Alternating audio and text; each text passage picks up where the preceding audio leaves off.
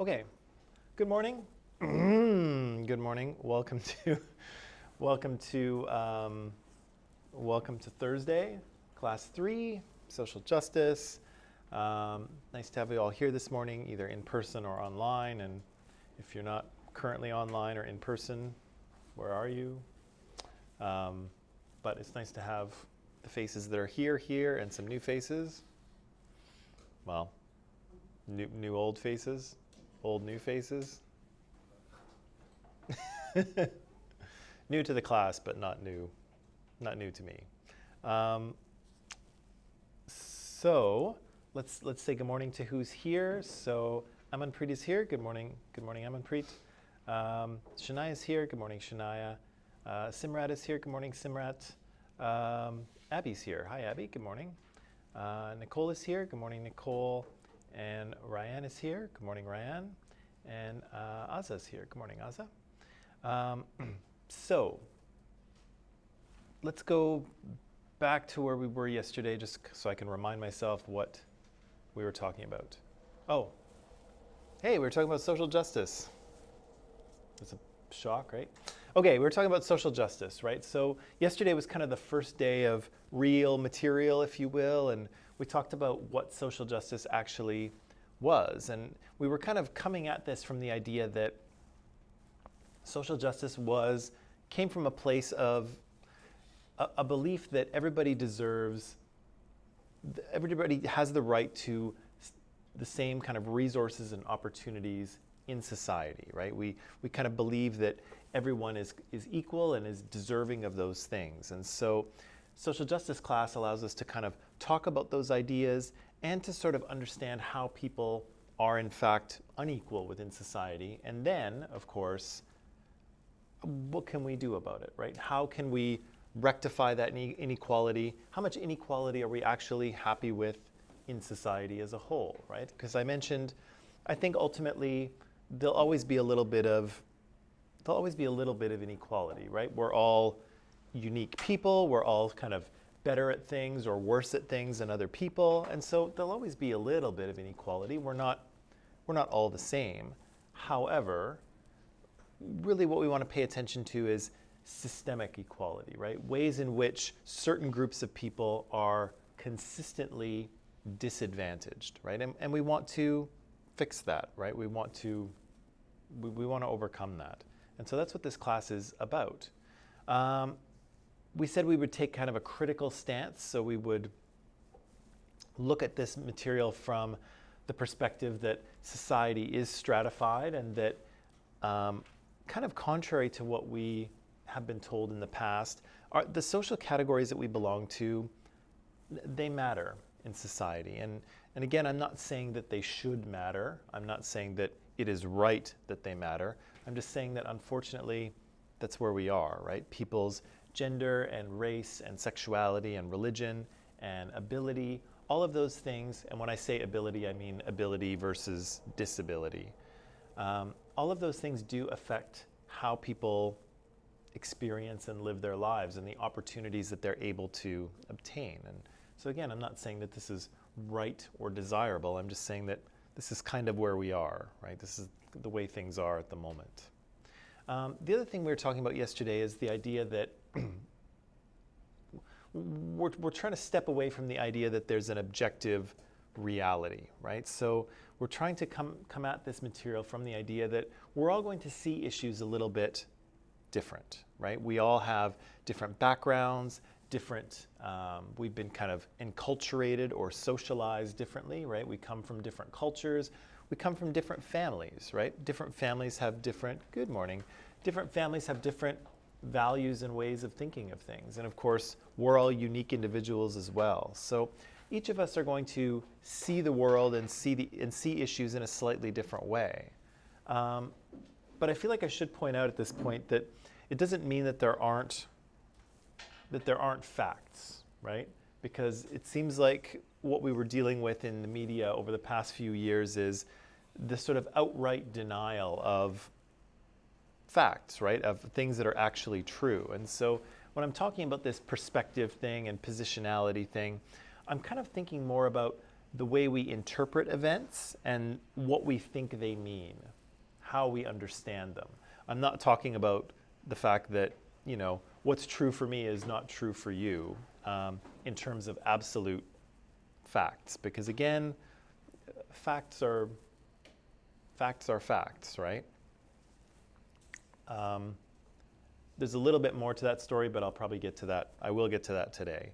But I just wanted to make a distinction between, feeling differently about an issue or an event, or understanding it a little bit differently, or having it resonate with you a little bit differently, versus denying that that thing happened, right? That's a totally different thing. And unfortunately, I'm going to use the United States as an example a lot, unfortunately. But a lot of what we're seeing is a clear denial of reality, right? And that's not what I'm talking about. I'm not talking about, two opposing things cannot be true, right? There's truth, and then there's the way we understand it. So we talked about this thing, right? The flat Earth idea, and the reason why did we bring this up? Why were we talking about flat Earth?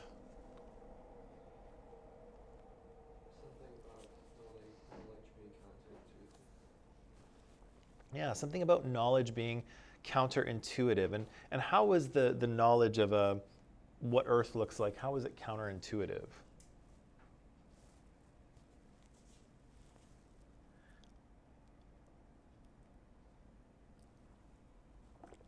How does our experience kind of not align with what we know is actually the case?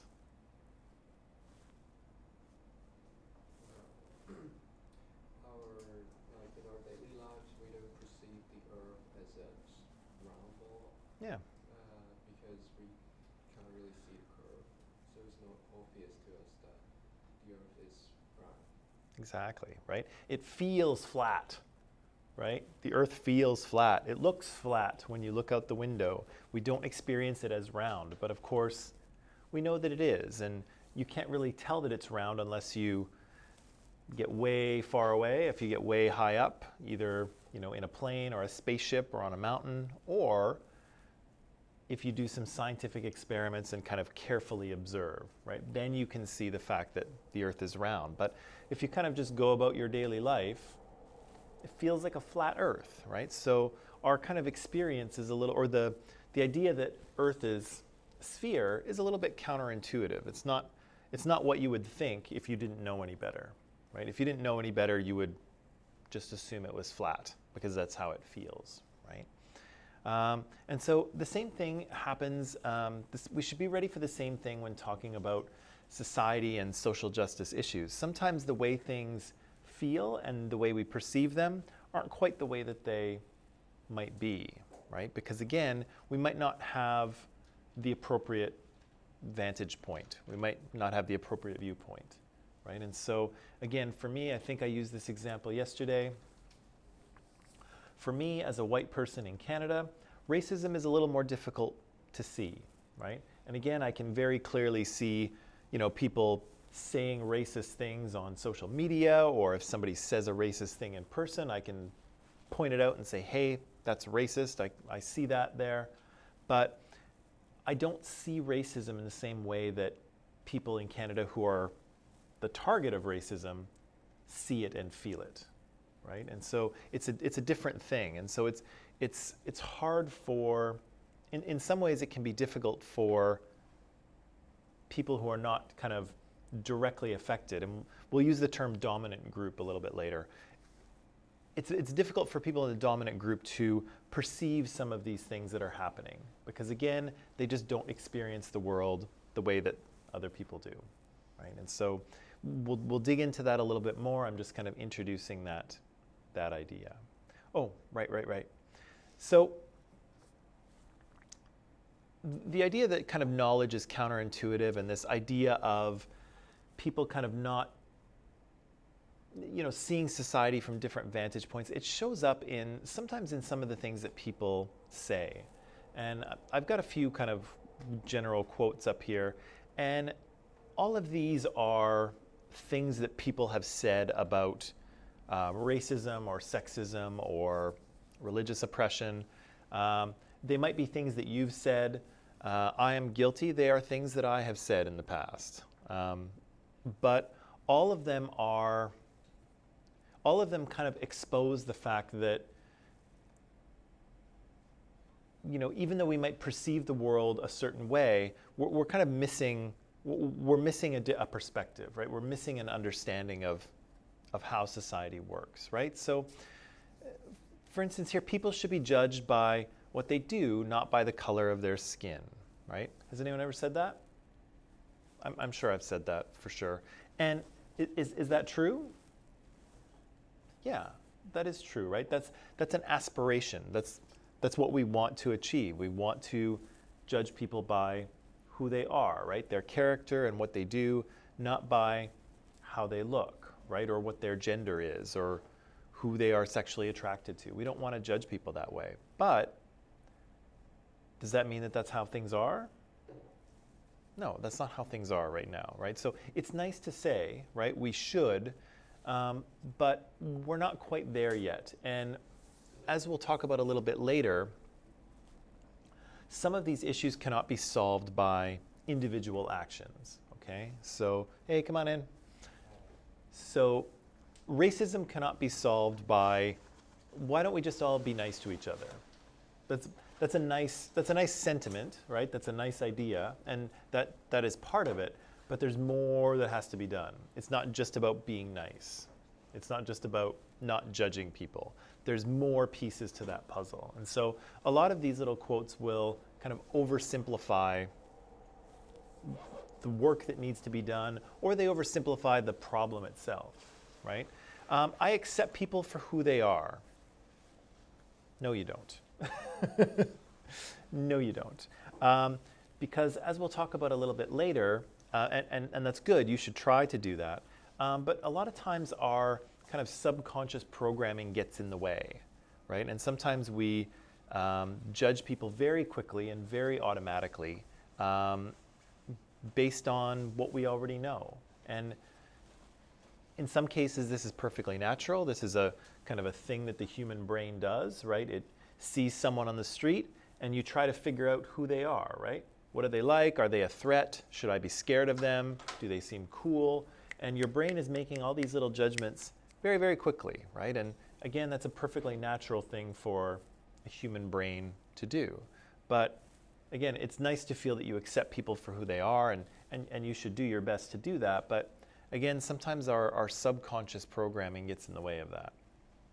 I see people as individuals. Great. You should. We should see people as individuals. But, what's that? No? But, that's okay. Did you want to add something? But you don't. Yeah, you knew where I was going. But you don't. Or not, but you don't in this case, but there's a bigger piece to the puzzle, right? So if someone is, let's say if we're living in the United States or if we're living in Canada, if I'm speaking to a black woman, her experience of Canadian society is going to be different from mine, right? And so for me to say, well, I just see you as you, Felicia, or whatever your name is, I just see you as you, that's nice, but I also have to understand that as a black woman, she's going to have a different experience of society than I will, right? And so there's an extra piece to this. I should see her as an individual, but I should also keep in mind that because of the social groups she belongs to, situations will feel a little bit different to her sometimes, okay? It's focusing on difference that divides us. Well, sometimes. Sometimes it is, but again, we have to talk about things in order to sort them out, right? And again, difference isn't a bad thing sometimes, right? Difference is good. We don't all have to be the same. Although, again, there's some truth to this too, right? A lot of times the best thing to do is to focus on what unites us, right? Canada is a group of very diverse people, but if we're going to work together as Canadians, what can we agree on, right? What kind of goals can we work towards that all Canadians can be on board with, regardless of their age, sex, gender, sexuality, religion, race? What can we all be on board with? So again, there's some truth to that one too. My parents taught me that all people are equal. That's great. That's awesome. Society doesn't teach that, however, and society will socialize us as well, as we'll talk about a little bit later. And there's lots here. Maybe I won't go through all of them. I always treat everyone the same. No, you don't. Do you treat your grandmother the same as you treat your buddies and your friends? It's not the same, right? You may love them both, and you may be nice to them both, but you don't act exactly the same, right? We behave differently with different people, right? That's a normal human thing as well. It's a normal human thing to, act and behave one way with your elders or with your family, and behave differently with your friends. It's a very normal thing to do. So do you treat everyone the same? No, you don't, right? That school bully, do you treat him the same as your friends? No, nor should you, right? So again, we don't treat everyone the same. I've been discriminated against, so I don't have any privilege. We haven't really defined privilege yet, but that's not the way it works either. It's much more complicated than that. Our generation is more open-minded. That is very true. Your generation is much more open-minded than the previous one and than the previous one was. But it doesn't mean that there's not problems to still be solved. I have friends from all races, and we are all fine with each other. Also very cool. But it doesn't mean that racism does not exist, and it doesn't mean that misunderstandings and kind of social inequalities can't affect how people function in a group, right? So it's great to have sort of a diverse collection of friends and acquaintances and people you know. That's fantastic. It's actually very good for breaking down prejudices and stereotypes, but it doesn't mean that you exist outside of all of these social inequality problems. I don't think race and gender make any difference as long as you work hard. It's nice that you think that, but that's just not true. And I will be able to demonstrate that to you maybe in a couple weeks or so. Again, it's a nice thing to think, but it's not true. Should it be that way? Yeah, it should, right? It should be that way. And I would like to arrive at a place where where things are like that, but it's not that way now. It's white males who are the minority now. Well, maybe in China or the continent of Africa, maybe us white men are the minority, but here in North America, we are not, right? And as we'll talk about very shortly, numbers aren't quite the important thing. It's not really about majorities and minorities. It's more about who has power, social, economic, and political power. And so white men or any dominant group, whoever it is, they don't have to be in the majority. What they have to do is have social and political and economic power, right? So again, majority and minority, it doesn't quite work that way. Women are just as sexist as men. What do you say to that, ladies? Are you?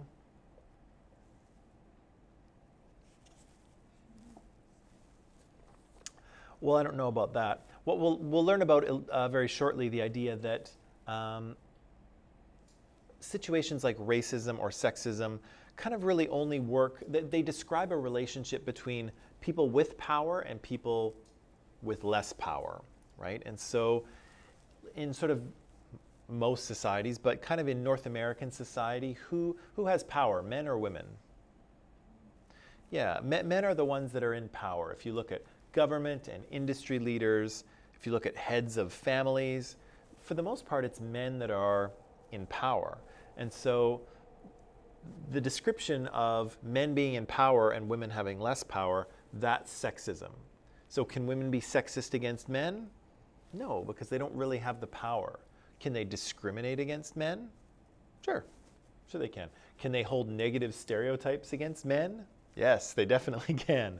But they can't really be sexist because they don't have that kind of societal power behind them. But we'll talk about that a little bit later too. The other thing that we should watch out for, and we'll talk about this very shortly, is the idea that sometimes people have opinions that they hold very deeply and they appear to be common sense truth, okay? But again, just because you believe something very strongly doesn't necessarily, or just because somebody believes something very strongly, doesn't make it true. And as we'll talk about again very shortly, opinions are not very useful, particularly when you're trying to take a critical approach or when you're thinking critically. Opinions don't count for much. So you're allowed to have your opinion, of course, but in terms of critical thinking, they don't hold a lot of water, right? But we'll pull that apart very shortly. The other thing is kind of happening here, and kind of the context of all those quotes, is that in society there are kind of narratives, mainstream narratives. What's a narrative? Have you ever heard? You've heard that word before, yes? What is it? What is to narrate, or what is a narrator?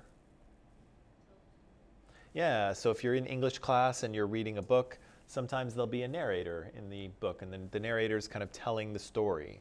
A narrative is the story itself, and so often you'll hear that, especially if you listen to the news or social media, you'll hear about people trying to control the narrative, right? And so they're trying to control the story, right? So something happened, right? Something happened. So let's say the storming of the Capitol, and people are trying to control the narrative. They're trying to explain, they're trying to tell the story in a way that suits their goals, right?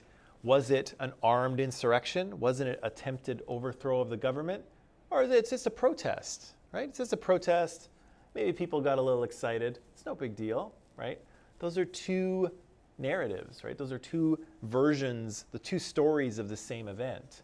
And people will try to tell one story or the other, depending on which suits them, right? Which one kind of supports their values or beliefs. And so here we're talking about the idea that society has a bunch of stories that it thinks are true as well. And often what society wants to tell us is that, yes, things are fair, right? Things are fair. If you want to be successful, you just have to work hard.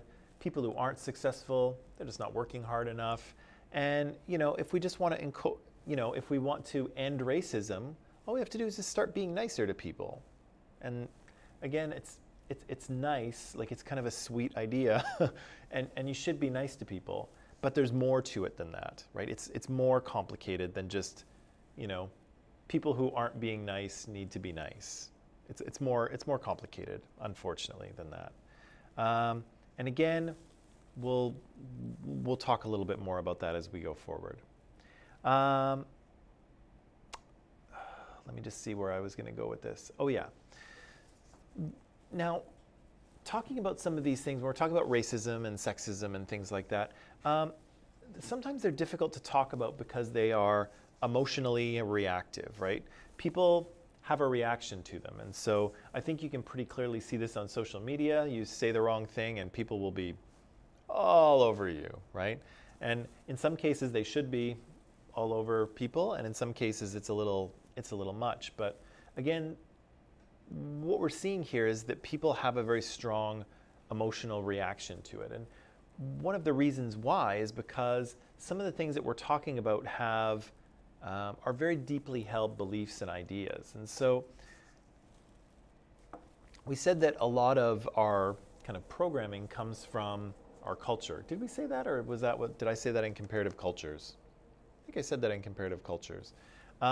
A lot of our kind of subconscious programming comes from our enculturation, right? Comes from our growing up and kind of learning, what's right and wrong and how society works and how the world works. And when you're talking about things like men and women and gender, right? When you're talking about what it is to be a man and what it is to be a woman, when you're talking about things like sexuality and sexual behavior and what's obscene and what's not, and what's right and wrong. All of those things are very deeply held. And if you look at this little picture I have of the iceberg concept of culture, you'll see that some of those things are very deeply held. Those beliefs are very deeply held. And so when they're challenged, people tend to have a strong reaction to them, right? And so, and I saw this happen, and I'll tell you just a little story. When I was doing my teaching degree at University of Alberta, we had a class that we had to take that was, I forget what it was called. It was like introduction to Indigenous education or Aboriginal education. I forget what the name of the class was called. And the class was taught by a group of Indigenous professors, Indigenous scholars, and we talked a lot about how Indigenous people kind of view education, but also what their experience has been in Canada. And if you know anything about this, and I think you probably know a little bit, Indigenous people have not been treated very well by the Canadian government and the Canadian public for a few hundred years, right? And so it's a pretty ugly history. It's not a great chapter of Canadian history. It's definitely not one we're proud of. But in hearing about it in the class, there was a lot of negative feelings, right? Because people were having their socialization, they were having their ideas challenged about who they were and what Canada was, right? What kind of country do I live in, and what's my place in that country? And so a lot of people kind of saw themselves as good people, which they were undoubtedly, but they had a difficult time coming to terms with the fact that they're also in an oppressive relationship with Indigenous people, right? Indigenous people are disadvantaged in Canada, and because of that, I have advantages. I am benefited by that. And we'll talk about this a little bit later too, and because I don't have to like that or agree with it, but it's true. It is the way things are. But accepting that and kind of coming to terms with that is very difficult, right? It's a difficult process. And so in this class, people had a lot of different reactions, right? Because again, their ideologies, their beliefs, who they thought they were, those things were being challenged. And so, sometimes people react in different ways. Sometimes they don't want to talk about it. Sometimes they kind of withdraw from the conversation. Sometimes they feel guilty or they reject what they're hearing. Sometimes they get angry or they get dismissive of things. And I don't think that's so much going to happen in here because it usually doesn't. But what I want you to do is be aware of it and pay attention to it, because when you kind of hear something that, you know, upsets you or you don't agree with very strongly, it's often because it's kind of, the idea is bumping into a belief that you very deeply hold, right? And so, again, it doesn't mean that you should change that belief necessarily, but just pay attention to it, right? And sometimes it's interesting to kind of pay attention and notice, oh, yeah, this idea is upsetting me, and then to you ask yourself, okay, well, why is it upsetting me, right? Why am I having this reaction? And again, you may be having that reaction for a very good reason, or it may give you the opportunity to think about your beliefs or values a little bit more, right? What do I actually believe, right? And why is this idea that I'm hearing or being told, why is it upsetting me, right? Why is it making me feel like, right? Why is that happening? So it's kind of a process, right? It's sometimes we're resistant to ideas that contradict our beliefs and values. And again, we should just kind of pay attention to that feeling, right? And so there's kind of 5 things that we're going to attempt to do here in this class. We're going to, and I think I'll walk through them one at a time. Yes, I will. There's 5 things we're going to try to do in this class. We're going to strive for intellectual humility. We're going to recognize the difference between informed knowledge and opinion. We're going to let go of personal anecdotal evidence and look at broader social patterns. I'll talk about all of these in a minute. We're going to notice our own defensive reactions, like I was just saying, and recognize that our positionality informs our perspective, right? Who we are in terms of what social groups we belong to influences what we see, okay? So again, we have to be open to the idea that, you know, we have things to learn, right? And this is a good, actually this is a good life lesson. Intellectual humility, right? Accept the fact that you don't know everything, and the things that you know might not be correct, right? And I don't know how you feel in your regular life, but I feel like I know absolutely nothing about anything, really.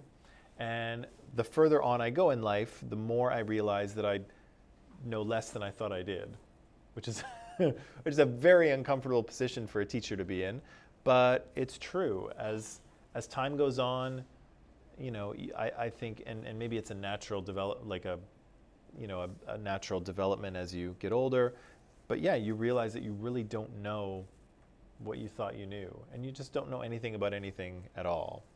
And so I think I am very intellectually humble, because I think I realize that, yeah, there's just a ton of stuff that I don't know. There are some things that I do know, and I will try to teach them to you, but there's just a massive amount of stuff that I do not know, or haven't seen, or haven't experienced, or don't understand. And you know, it's a good place for us to be, to accept that fact. Say, yeah, I don't know, I don't get it, right? I'm still, you know, in terms of social justice issues, I am still learning, right? How these things work, how to talk about them, how to understand them, how to teach them. And I suspect I will continue learning about them. I've learned a lot in the past few years, especially teaching this class. It's been very helpful in terms of clarifying my understanding of social justice issues, but I'm not an expert, and you know, probably every week I learn something new, or I come to understand something different. And so it's a long process. And so, you know, admitting that you don't know everything is a good place to start, right? So 2, we'll talk about this very shortly. Recognizing the difference between informed knowledge and opinion. Unfortunately, in mainstream culture, we seem to put these 2 things on the same level, and they're not, right? Informed knowledge is not the same as opinion, right? Opinion is like, oh, well, I think this. Great, but who cares? That you need more, right? If you want to start convincing people, or on the other side of it, if you want to, or if you're choosing whether to believe someone or not, we really need more than opinion, right? But unfortunately, we often take opinion for fact, or for something more than it is, okay? So in terms of critical thinking and understanding things in an academic way, they don't mean much, right? In terms of personal things, if you think, you know, the best noodle place in Vancouver is such and such a place, great, maybe I'll try it, right? Maybe that's worth it. But when we're talking about academic things, opinions are not that useful, sorry. And often our opinions are not really us thinking, right? Our opinions are often just us rehearsing what we already know, right? We're saying what we already believe, and we're not kind of thinking critically about knowledge that we've been presented with, right? So be open to that as well. The other thing that we'll have to do is let go of personal anecdotal evidence. Do you know what an anecdote is? Have you ever heard that word before? Fancy word?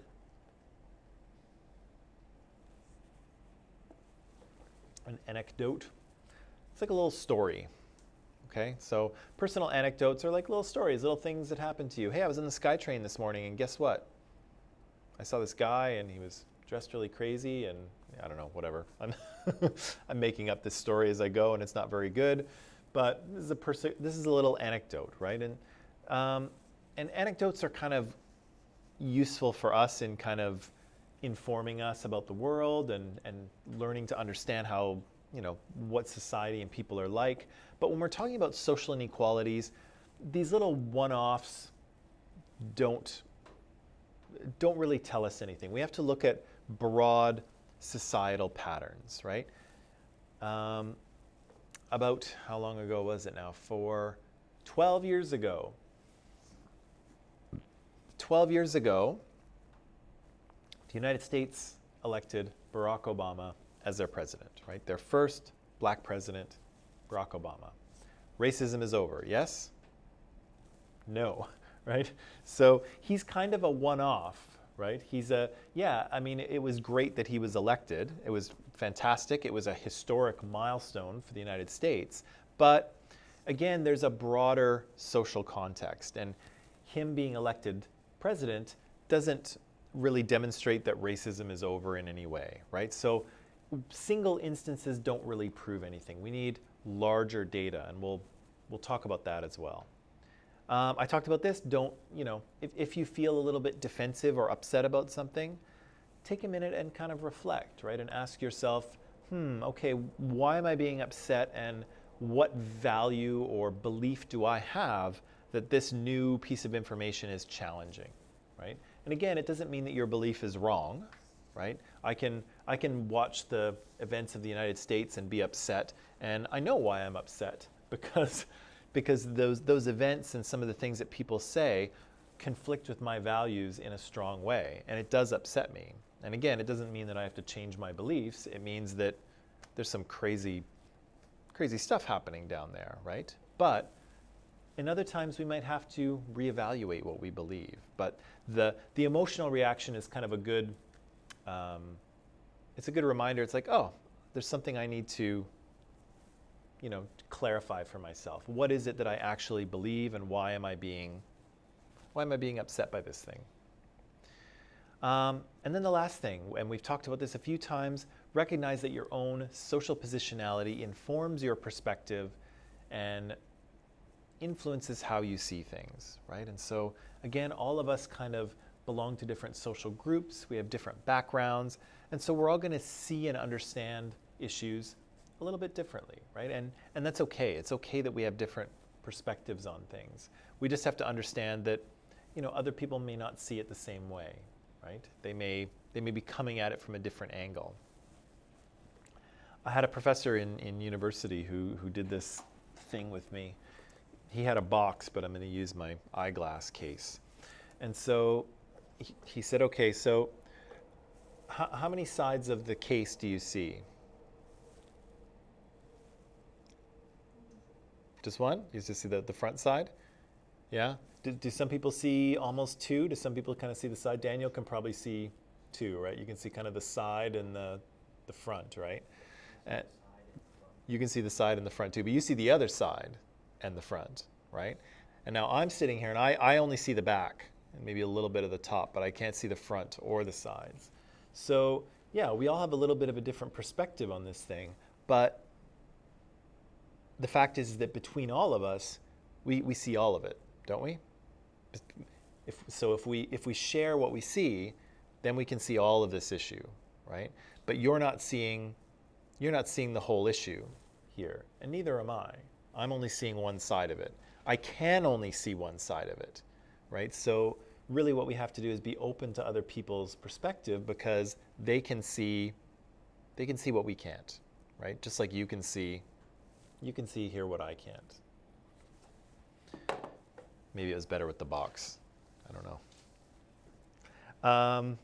Right, so that's the 5 things we're going to do. Finally. And again, this has never really happened in this class, but I just wanted to put us to a slide, is that when we discuss ideas and when we debate ideas, and this is kind of in general, not so much in this class, but just in life, it's okay to kind of disagree with other people's ideas and try to,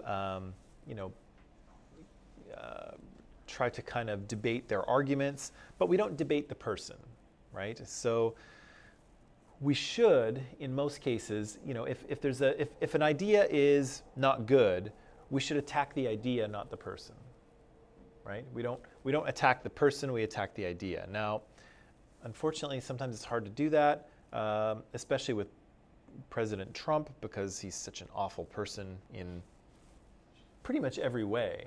But again, ideally what you would want to do is, if I disagree with his foreign policy, I should disagree with the policy, right? I don't agree with what he's doing, and here's why I think this is a bad approach, right? I don't go after Trump himself. That's kind of bad. That's bad arguing, right? So, of course, if you're in a class and you're disagreeing with someone, you always want to disagree with the idea. You don't want to attack the person. Again, it's never been an issue in this class, but while we're talking about this sort of thing, I thought I would mention it. Good. So, oh no, I have a little bit more before I get to that thing that I thought I was going to get to. Okay. How are we so far? Are we okay? Is this kind of making sense? Is this like, on a scale of 1 to 10, does the stuff we've been talking about, does it feel like, wow, this is totally new, I've never heard anything like this before? Or is it like, yeah, I know this already? So on a scale of 1 to 10, 1 is like, yeah, I know this already, boring, or 10, this is all new to me, wow. 5? 3? So like you, yeah. 5? Okay. That's 5? Okay, that's okay. That's not bad. That's kind of what I'm aiming for at this point, is a little bit of yeah, I know this, and a little bit of new stuff, so that's good. The other thing I'll talk about very quickly here is critical theory. Now, critical theory is something that it's a big kind of subdiscipline of academics. It's very complicated and difficult to deal with, but we're only going to skim over the surface because we just need a little sip from this cup. We don't need to have the whole thing, so we're just going to have a little bit. And what critical theory is, or at least for our purposes, is we're going to think critically about knowledge, about things that we know. And so we're going to talk about the idea that acquiring new knowledge may challenge our common sense, and we've kind of touched on that already with the flat earth thing.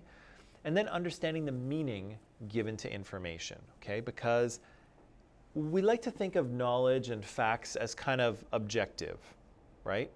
They're just facts, right? They're not political. There's nothing attached to them. They're just information, right? But critical theorists say, well, that's not true.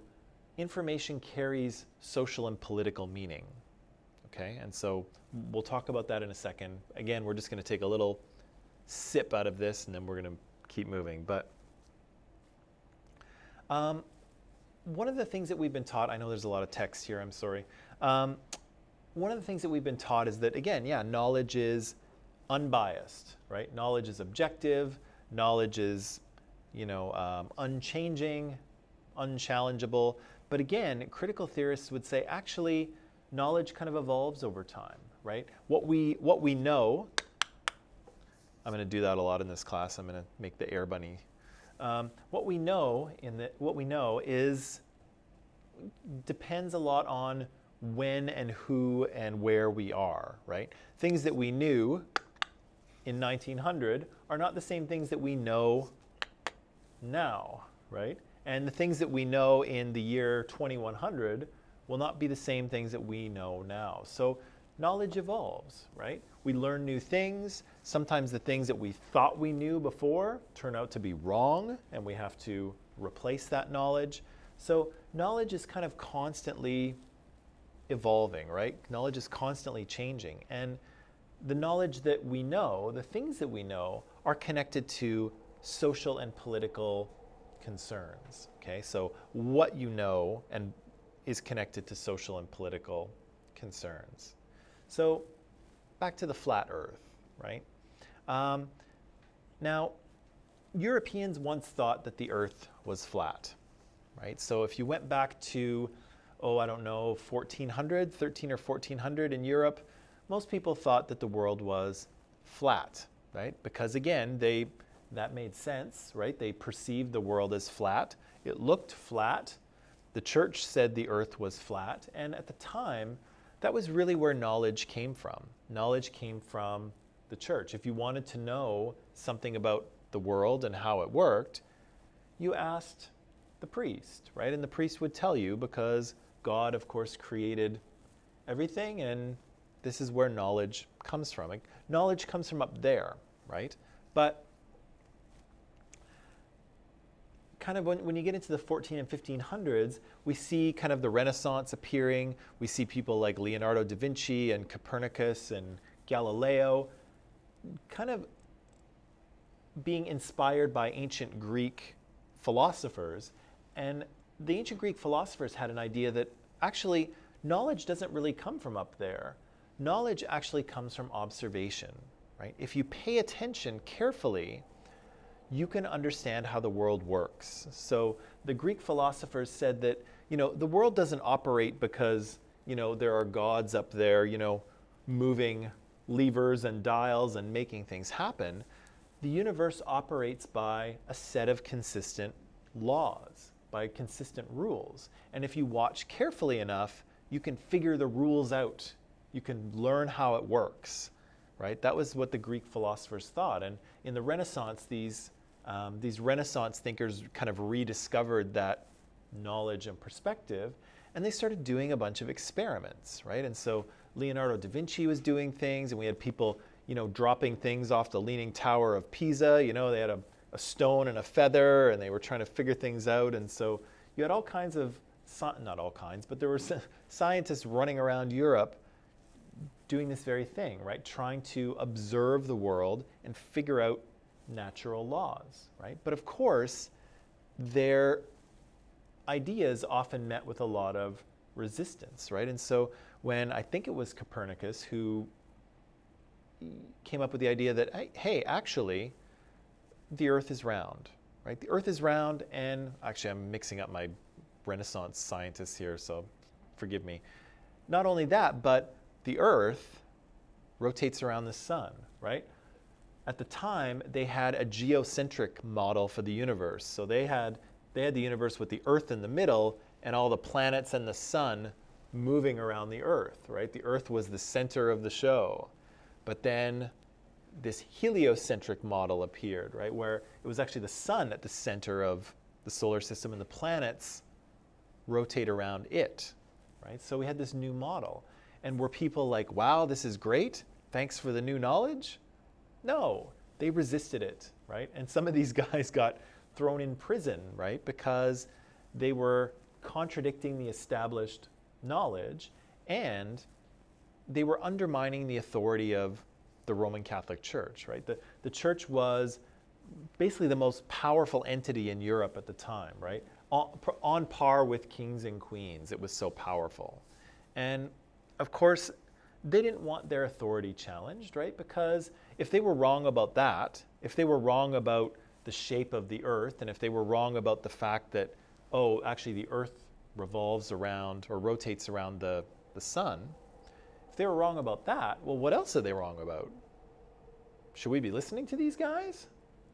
What do they really know, right? And so the church was worried about having its authority challenged. And so the church pushed back really hard against these scientists who were trying to figure out how the world worked, but in the process they were undermining the power of the church in Europe, right? So that idea of a geocentric universe with the earth at the center, and the idea that the earth was flat, was connected to the church's power, right? And so the church was very invested in making sure that people believed that the earth was flat, or at least didn't believe that it was round, because it helped them maintain their power, right? So the things that people knew or thought they knew or were learning at the time was very connected to social and political power, not necessarily, just knowing things to know them. So this piece of knowledge was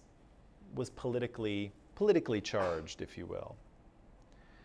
And I think it's kind of the same thing for the flat earthers as well. And I had a video to show you, but I won't show it to you. You can Google them if you want, and you'll hear lots of crazy things when people interview them. But if you listen to these flat earthers being interviewed, really what it is that the idea of a round earth conflicts with another belief of theirs. And really what they want to believe is that, I think what they want to believe is that their life has meaning, right? That the earth was created, that they were created, that their lives have a purpose, right? They have a purpose for being on earth. And I think that they feel that, if they were to accept the fact that we are, just this little ball in space, hurtling through space, in a galaxy and universe full of billions of stars and planets, nobody knows what's out there. We're just these little evolved monkeys on a little ball in space. It doesn't feel good, right? It feels like, oh, well, this is all random and we're insignificant little specks. That doesn't feel very good, right?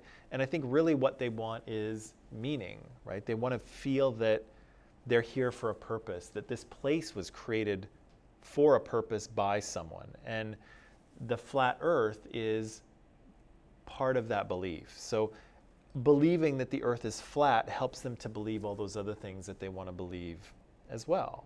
And so Nasra's kind of like, because just because it's flat, you're still in a universe. It's still a tiny speck, regardless of the shape. It doesn't make sense. I know. It's not a perfectly rational argument that they have. It's not even close to a rational argument, but it's how they feel, right? And so that piece of knowledge for them is connected to social meaning as well, right? The knowledge has meaning beyond just the knowledge itself, right? And it's kind of the same thing with, I'll give you a break in 1 minute here. It's kind of the same thing with people who believe in conspiracy theories, right? And so there's are you aware of any conspiracy theories that are currently circulating? A ton of them. There's this whole QAnon thing, right? Have you heard about that? Insanity. The QAnon conspiracy is the idea that Donald Trump is secretly kind of like waging a war against this like secret society of sex trafficking cannibals. Yeah, and like Hillary Clinton is one of them, and Joe Biden is in there, and who else is part of it? All these celebrities are part of this secret cult of, pedophiles, and it's this very outlandish, crazy story that you're hearing. And there's other conspiracy theories as well floating around. And I thought I would mention this just because there's so many, right? The deep state. Have you heard of the deep state in the United States? The deep state is the idea that the government is secretly controlled behind the scenes by who knows who. It's all secret. Another conspiracy theory, a popular one, is kind of one involving Jewish people, and it's one that Adolf Hitler used in his rise to power in Nazi Germany. So he had the idea that Jewish people were secretly kind of behind all of the world powers. They're controlling the world, but behind the scenes, like in The Wizard of Oz, and nobody knows that they're doing it, right? It's a conspiracy theory. And conspiracy theories are just this. They're explanations that usually have no evidence to back them up, and usually the theme is that there's some sort of secret, evil power behind all of this, controlling things from behind the scenes, and nobody knows, right? And it's very scary. And the problem, of course, with these theories is that they're ridiculous and they're not based in fact, but they're also justified by, and what we'll talk about a little bit later, by circular reasoning, right? So this QAnon cult, this QAnon conspiracy theory, is there any evidence for it? No, not a shred. There's no evidence for this whatsoever, right? But of course, for conspiracy theorists, that non-evidence proves that it's true. Because if there was evidence, if people knew about it, they wouldn't be able to do what they're doing, right? So the argument kind of feeds back on itself, right? Yes, this QAnon cult exists. Is there evidence? No, of course not. Because if there was evidence, we would know about it and then it wouldn't happen. So the only way that it happens is if nobody knows about it and there's no evidence. And you're stuck, right? You can't get out of this cycle of, you can't prove it because for them, the lack of evidence is the evidence, right? So conspiracy theories kind of work like this. And again, I think they're tied to meaning for people, right? Is the world a complicated place? Yeah, it is. Does anyone really have control over the global system? No, right? We have how many countries do we have? 182, 190, something like that? Let's say we have 200 countries for the sake of argument. We have 200 countries. All of them are acting in their own best interest. Nobody's controlling the entire system. And nobody really knows what's going to happen next. It's a little scary, right? It's a little scary to live in a world and a country where you don't understand anything. Or not anything, but everything. Do you understand how the economy works? In detail? I don't. I have a broad idea, but I don't know how the economy works. How do we know that it's going to keep working? How do we know that we're going to have jobs in a year or 10 years? How do we know that China is not going to invade and take over, right? People don't kind of know these things and don't understand. And so conspiracy theories are an easy way to kind of empower themselves, right? They feel more in control because they feel like they get it, right? They feel like they know the thing that no one else knows. And that makes them feel comfortable because it gives them understanding. When, unfortunately, the more frightening reality of the situation is that nobody really knows what's going to happen. Nobody's in charge of the global system. And things are complicated, right? Countries, societies, the world is complicated. And nobody really knows what's going to happen next, right? So again, we have nobody knows what's going to happen next. Okay, let's take a little break, come back, and I think we'll talk about sailing. Sailing. Yeah.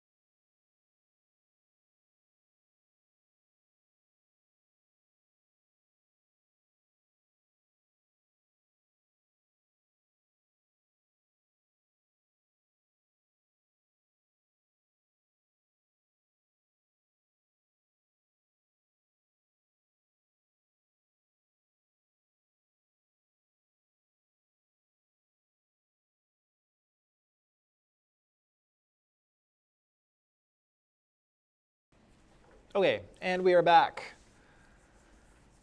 Oh yeah, we were talking about conspiracy theories. Yeah, so conspiracy theories are kind of weird, right? And again, you can usually tell them by the fact that A, there's no evidence to back them up, and B, usually, again, they feature some sort of sinister, evil group or person working behind the scenes, controlling the country or the world or something like that. Ridiculous. But again, sometimes people want to believe them because sometimes it's more comforting to think that you know what's going on rather than admit that you don't. I don't know. Some of them are pretty weird though. Yeah. So, oh yeah. Okay, good. So I've got a little question up there. Who is this? And usually this works better when I have it on Keynote and I can sort of reveal the little bullets one at a time. So obviously I'm asking you who this is, but you know who it is because I've got the answer right there. Who's heard of this guy before? Of course you've heard of him. Yeah, he's very famous, right? He is a sailor or voyager or explorer or whatever you want to call him. And again, he's credited with discovering the New World, right? Discovering the Americas. What other things do you know about this guy? Tell me everything you know about this guy.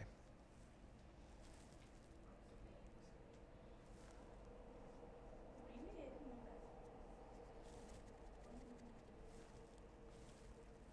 that. No? Is this the extent of what you know about him?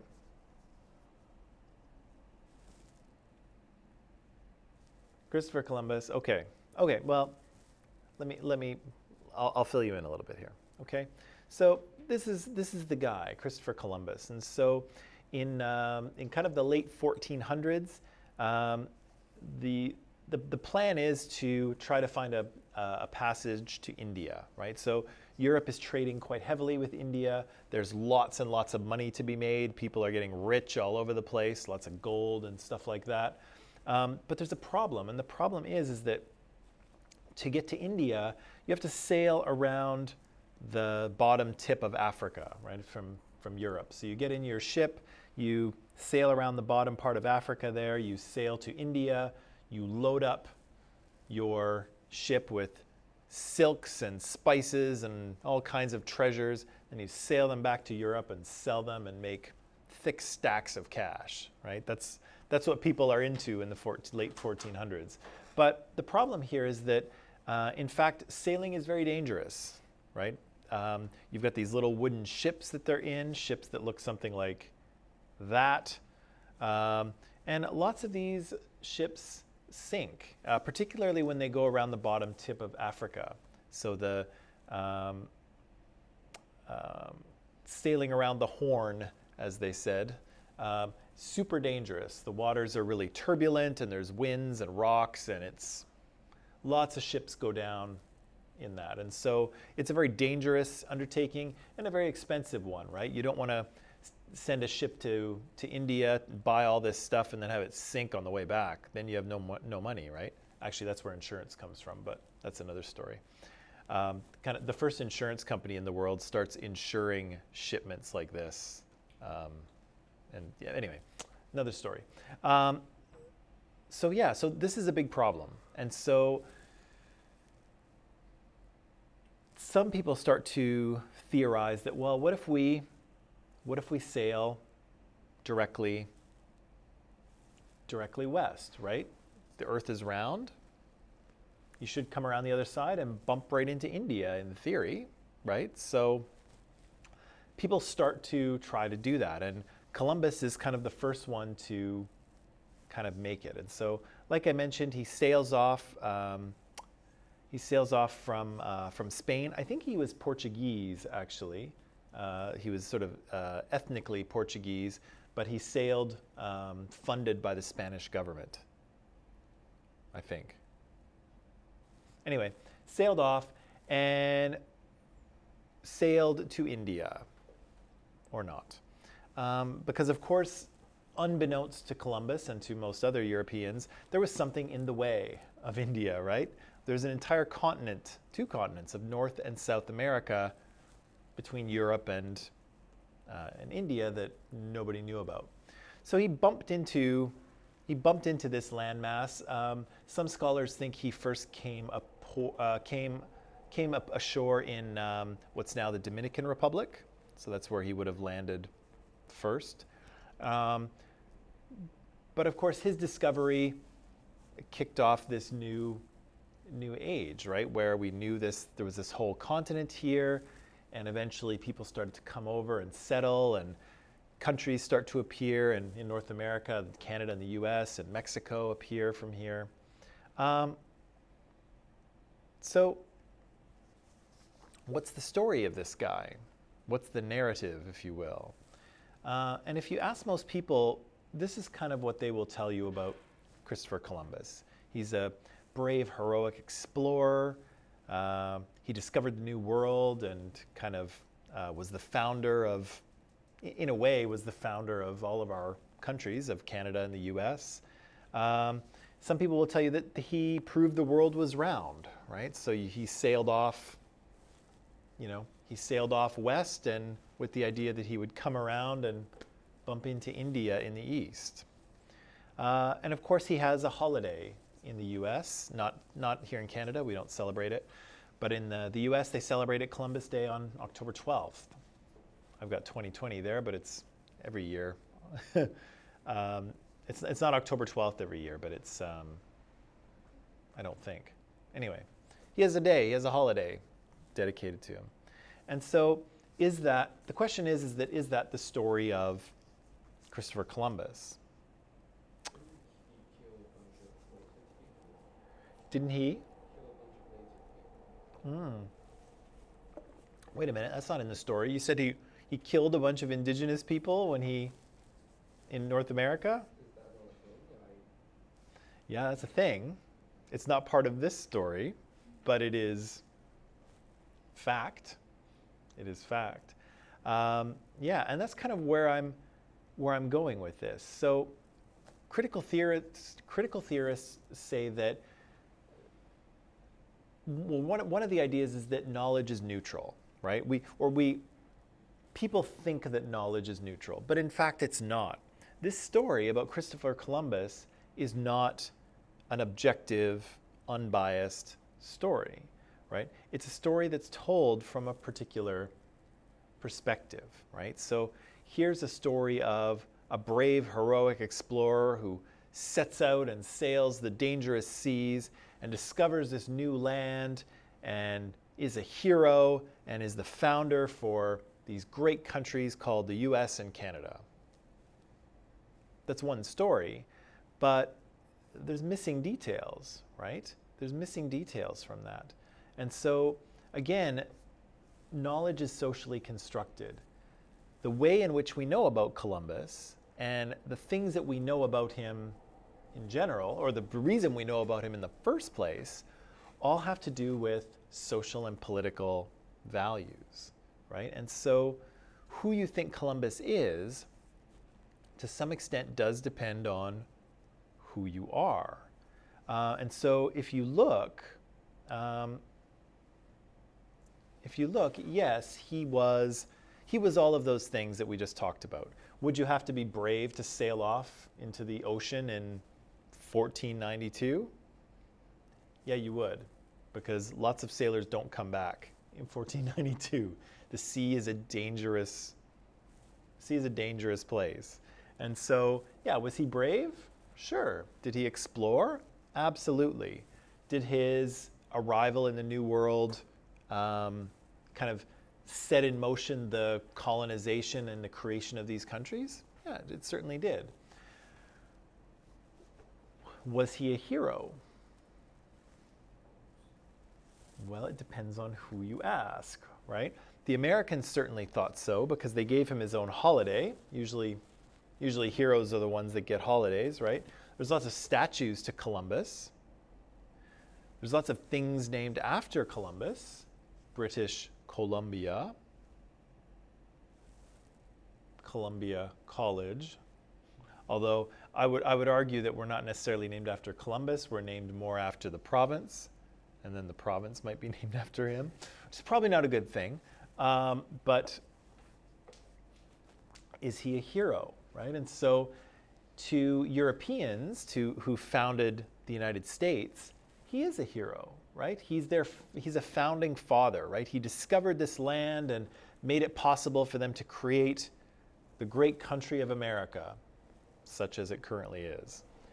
But again, if you talk to other people, the story is a little different, right? Because in the process of this discovery, many indigenous people were murdered, died of disease, were enslaved, lost their land, lost their culture, lost their way of life. And so, do you think indigenous people look at Columbus as a hero? No. Do you think indigenous people want to give Columbus his own holiday? No, they want to tell him to, I won't say it, you know what I'm talking about, to get lost, right? Because his arrival in the New World, his arrival in this continent, is kind of the beginning of the end for their way of life and their cultures. So he's no hero to them. He's a colonizer, right? He brings death and destruction to their way of life. Yeah, and did he discover the New World? Well, for Europe, he did, from a European point of view, because Europe didn't know it was there, and so Europe was like, oh, look at this, right? But of course, for indigenous people, yeah, they knew about it. Untitled would have to be come across land, put a flag down, and be like, Mm-hmm. I did this. Mm-hmm. No, there are people here, sir. Pardon. Yeah, and that's something, actually, that's a good question, Nasser, and it's something that we'll talk about a little bit later, because I was going to say creation, but that's not quite the right word, but I'm going to say it anyway. The creation of race and racism is actually very much connected to that question of, yeah, how can you just show up? Like, can you just walk into someone's house with a flag and say, I claim your house in the name of Mike, it is now mine? You can't do that, right? But people did. People did do that, right? Because, again, they felt that these lands were up for grabs, right? They were just there for anyone to take. And of course, as you pointed out, that's not at all true, right? This wasn't free land. This land belonged to people. But of course, those people had to be pushed aside, and they were pushed aside, right? And so his story, Columbus as a historical figure, is kind of the focal point for the beginning of that process. But it's very interesting that you can tell two stories about Columbus. You can tell the story of the brave explorer who sails the ocean blue in 1492. That's how school kids remember it for their tests. In 1492, Columbus sailed the ocean blue. Rhymes. Yeah, you can tell this story about him being a founding father and a brave explorer, but it's not the whole story. There's another version of the story where you could tell it where, yeah, he's a colonizer, right? He's come to take things that don't belong to him. Did he discover the New World? No, there were people already here. And one might argue that it didn't really take any effort to discover because he just bumped into it. Like if you sail west from Europe, you're gonna hit something, right? Like North and South America cover that whole expanse. There's no way to go around it. Like you're going to hit it. So all he did was sail in a straight direction from Spain, and he ran into something, right? And when he ran into something, of course, he actually thought he was in India for a little while. And so, of course, he called the people that he met there Indians. And we don't use that term anymore for indigenous people in North and South America, but in the past, we did. We called them Indians. And the reason we called them Indians is because that's what Columbus called them, and the name stuck, even though they have no relation to people in India. It's totally different, but still called them Indians, right? So there's this other version of, the colonizer, the person who destroys cultures, who, begins this process of enslavement and colonization and destruction. So there's kind of two stories here. Sorry, I'll go back here. There's kind of two stories, and the one that you know and the one that you learn has a lot to do with who you are, right? Do you think it's any coincidence that school children in the past learned the story of Columbus as the brave explorer, not as the genocidal colonizer? No, of course they learned the brave explorer because that supports the power in the United States, right? That supports the legitimacy of the United States as a country, right? This explorer came here and found this land, and we built this great country on top of it, right? That legitimizes the United States. The story that, this guy bumped into a mass of land that he couldn't have avoided if he tried, and then we took all the land from these people and built this country on top of it. That's not a good story for your patriotic sense, right? It's an ugly story, right? It's an ugly origin story.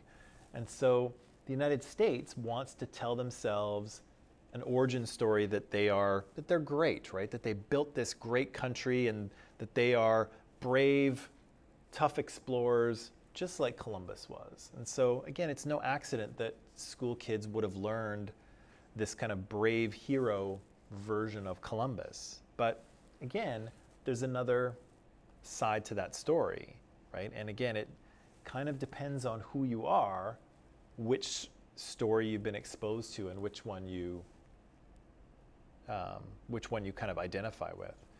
The other thing I'll add quickly here is that, as it turns out, history kind of records that Columbus was a pretty awful person, even by 1492 standards. So he was enslaving people and executing people and selling kids into sexual slavery, and he wasn't obviously it was a different time and people were a little more brutal in 1492 and 1500, but even by 1500 standards he was pretty awful. So, but again, we have a holiday because he's been turned into a hero, right? And again, the reason he's been turned into a hero is because it legitimizes the United States as a country, and it legitimizes the fact that Europeans have built a country here and that's a good thing. Whereas the other story is the opposite, right? That people came here, they stole land, and they built a country on top of it that wasn't theirs, right? And so that's a different story, and it feels different, and one story supports the existing power, and one doesn't, right? And so it's no accident which one gets taught in school, right?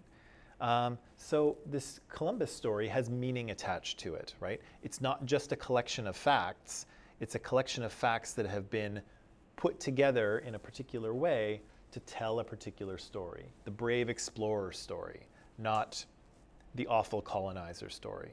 That's another story. So again, knowledge has meaning. The reason that kids are taught it and the reason that they're taught the story in that way has to do with who's in power, right? The other thing the other connection to Columbus here is the idea that some people believe that Columbus proved the earth was round, right? He sailed off, and proved that the earth was round because he didn't fall off the edge. Of course, there's no truth to this. They knew the earth was round before that. It would be suicidal to sail directly west off a flat earth, wouldn't you say? That would be insanity. If you really thought the earth was flat, would you just sail in one direction? No, that's ridiculous. So they knew the earth was round. He didn't prove the earth was round. It was established that the earth was round by then. But also what's left out is that even though the Europeans figured out that the earth was round, maybe in the 1400s or so, lots of other non-European cultures kind of already believed that for quite a long time prior to. And so the reason that we kind of attach this world is round thing to Columbus and to Europe is because Europeans like to see themselves as the source of knowledge, right? European culture likes to see itself as where real knowledge comes from, right? Real science, real technology. That's a European thing. That's the story that kind of European white culture likes to tell itself. But the reality is that a lot of indigenous people, the ancient Greeks, the Maya, the Aztec, the Inca, people living in kind of the Middle East and in India, they had kind of figured some of these things out earlier on, right? Way before Europe. So Europe was still believing in a flat earth when all of these cultures knew it was round, right? But again, we tell the story as if humans discovered a round earth in Europe, but that's not the case, right? But we ignore all of these earlier discoveries because Western culture likes to tell a story of, science and knowledge coming from the West, right? That's where legitimate knowledge comes from, is from Western cultures. And so, again, there are facts, right? There are objective facts, but the way you put them together and the ones that you present to people have a lot to do with social and political power, right? And so telling a story that science, arises in the West and we've discovered all of the best things, that kind of legitimizes Western power, right? White European power. Does that make sense? A little bit?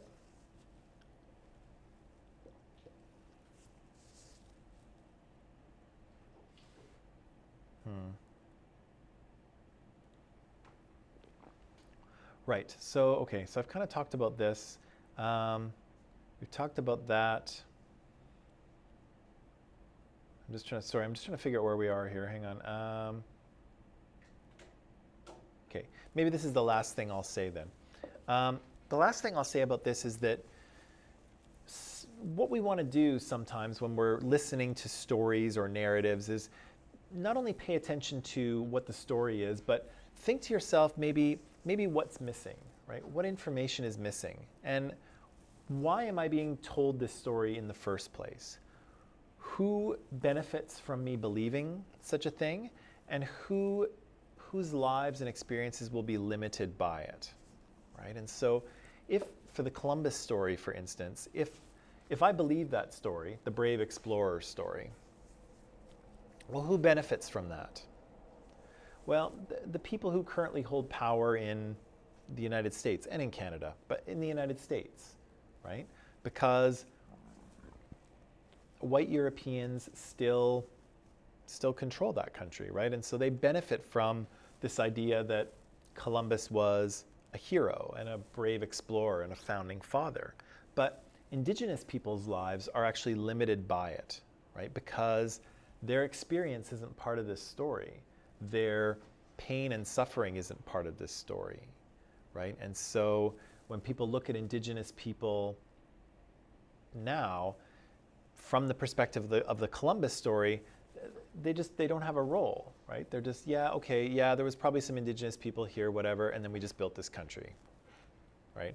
It doesn't take into account all of the awful things that were done in the process. And so on the one hand, it legitimizes and supports the power that exists in the United States as it is, and at the same time, it delegitimizes or, gives less importance to the experience of indigenous people. And the experience of indigenous people is an important part of this story. It's just one that is sometimes skipped over because it's inconvenient or it's awful or more accurately, it doesn't tell the story that the United States wants to tell itself.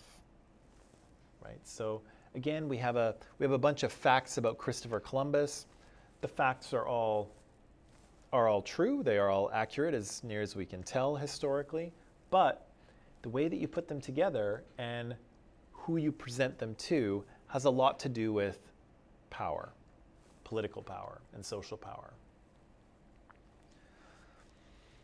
Okay, that is all for today. Tomorrow is Friday, and we'll do some critical thinking and arguments tomorrow. That's what we'll do. But until then, thank you for coming this morning. You've all been lovely, and I will see you tomorrow.